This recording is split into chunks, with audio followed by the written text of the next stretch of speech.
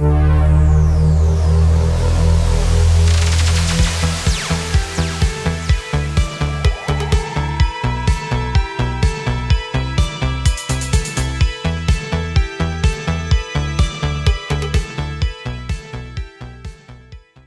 passons maintenant au roi. Le roi aux échecs, c'est la pièce la plus importante qui va nous faire perdre ou gagner une partie. Alors à déplacer, le roi c'est très simple. Ce roi va bouger d'une seule case dans tous les sens. Il peut avancer d'une case tout droit, d'une case en diagonale, il peut reculer d'une case. Voilà, il se déplace simplement toujours d'une case. Pour prendre, c'est de la même façon, il va bouger d'une seule case. Donc par exemple, ce roi noir va pouvoir manger au choix soit le fou, soit le pion, soit le cavalier. Voilà, donc on mange en se mettant à la place de la pièce, tout simplement, comme d'habitude. Nous allons voir dans cette position l'échec au roi.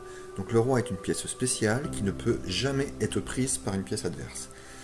Quand il est attaqué, il devra impérativement se cacher. Alors par exemple, si les noirs jouent la tour sur cette case, la tour menace le roi, elle pourrait le prendre au coup d'après. Eh bien on va le prévenir en lui disant échec ou échec au roi. Et le roi va devoir se cacher impérativement de la tour et de toutes les autres pièces. Donc dès que le roi est en échec, le roi doit se cacher. Par exemple, il peut se cacher ici. Alors on peut faire échec aussi avec les autres pièces. Par exemple, le fou qui va en diagonale va faire échec en diagonale. Là encore, il voit le roi, on lui annonce échec et il doit se cacher. La dame qui se déplace un petit peu dans tous les sens va pouvoir faire échec de nombreuses façons.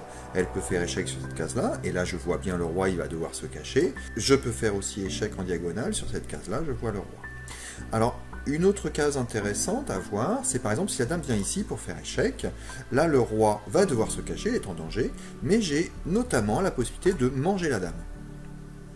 Alors revenons toujours à notre même position, on va voir maintenant un élément extrêmement important entre les deux rois.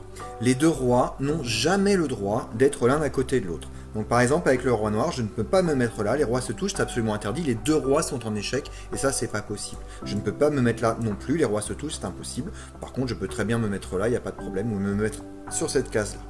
Tout ce qui compte c'est que les deux rois ne se touchent jamais. Donc passons à une dernière position, on va voir comment une partie se termine. Donc ici, si les noirs jouent la dame ici, on va avoir un gros problème avec les blancs. Première chose, il y a échec. Donc le roi blanc doit impérativement se cacher. Alors il ne peut aller ni à gauche ni à droite, il est toujours échec par la dame. Et on voit qu'il ne peut pas non plus remonter, parce que sinon il est échec par la tour. Donc voilà, là on a un problème, le roi blanc ne peut plus se cacher, eh bien il est en échec, il ne peut plus se cacher, c'est échec et mat, les noirs ont gagné la partie. Donc pour gagner une partie d'échecs, il faudra faire échec et mat.